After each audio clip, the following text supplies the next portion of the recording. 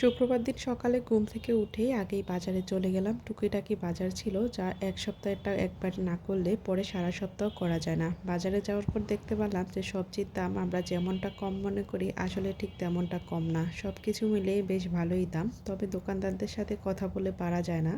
তাদেরকে যখন বলা হয় যে সবকিছুর দাম তো একটু হলেও কম রাখা উচিত, তারা বলে আপনার ভালো লাগলে নেবেন, না লাগলে চলে যান। যাই হোক, আমার যতটুকু প্রয়োজন ততটুকু নিয়েই মাছ বাজার করে বাসায় ফিরে আসতেছি, তখন 10:30টার মতো বাজে। যেহেতু এখন রোজার দিন, সকাল সকাল বাজার করে বাসায় আসাটাই ভালো। আর শুক্রবারের দিন দেখা যায় বাজারে একটু দেরি করে গেলে সারাটা দিনের সময়টা ওইখানেই নষ্ট হয়ে যায়। আসার সময় আমি আমার জন্য একটু সকালে ঘরে এসে খাবারটা খাওয়া শেষ করলাম। তারপর এখানে যে ছোট মাছগুলো আনলাম ওগুলো আমার বৌদি কাটতে বসছিল, সাথে এখানে পাট শাকও নিয়ে আসলাম। দুইজন মিলে মাছগুলো কেটে ধুয়ে পরিষ্কার করে এখন আমি রান্নার জন্য চলে আসলাম। তো রান্না করার আগে আমি সবসময় যে কাজটা করি, আগে চুলার পাশটাকে পরিষ্কার করে নিই, যাতে করে দেখতে ভালো লাগে আর রান্নাটা করতেও আমার কাছে ভালো লাগে। তারপরে এখানে পাট শাকগুলোকে আগে বেছে রাখলাম, এগুলোকে একটু ছোট করে কেটে নিচ্ছিলাম। সাথে এখানে পটল নিয়ে আসলাম, পটল দিয়ে আজকে ভাবলাম ইলিশ মাছের ঝোল করব। তো আজকে বাজার থেকে আমরা 100 টাকার মতো পুঁটি মাছ নিয়ে আসলাম। এই পুঁটি মাছগুলো দুপুরবেলা ভাতের সাথে ভাজি খাওয়ার জন্য।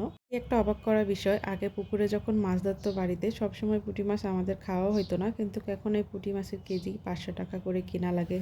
যেহেতু এত দাম ছিল এই জন্য অনেক বলে কই 100 টাকারই নিয়ে আসলাম। মাছগুলো ভাজা হয়ে গেলে আমি ইলিশ মাছটাকে ভাজার জন্য নিয়ে নিচ্ছি। আমার বাচ্চারা আবার ইলিশ মাছটা রান্নার থেকেও ভাজি খেতে অনেক পছন্দ করে, এজন্য ওদের দুইজনের জন্য 2 পিস ইলিশ মাছ শুধু ভাজি করলাম, বাকি মাছটাকে রান্না করে নিব। আগের সময় আমরা একবারে 1 মাসের বাজার করে রাখতাম বা 15 দিন, তবে কিছুদিন হলো আমরা 1 সপ্তাহের উপরে বাজার করি না, কারণ বেশি দিন মাছ মাংস ফ্রিজে এনে রাখলে সেটা আবার খাওয়ার জন্য পরে ভালো লাগে না। তো এই জন্য 1 সপ্তাহ করে বাজার করে রাখা হয়, 1 সপ্তাহ পরে আবার এগুলো শেষ হওয়ার পরে নতুন করে বাজার করি।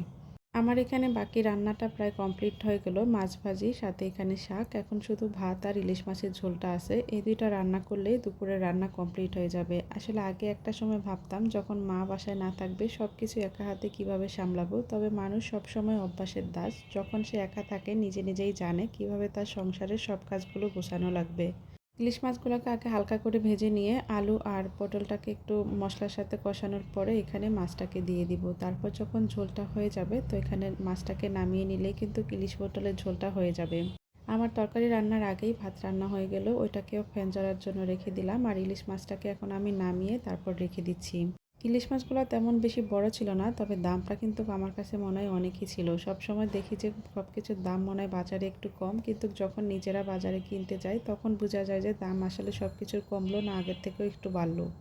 ভাত রান্না করার পরে আমরা সবসময় একটা কাজ করি, অর্ধেকটা ভাত আলাদা করে আগে থেকে একটা গামলাতে ঢেলে রেখে দিই, যাতে করে ভাতটা ভালো থাকে। তো এই তো আজকের দিনটা এভাবেই কাটলো।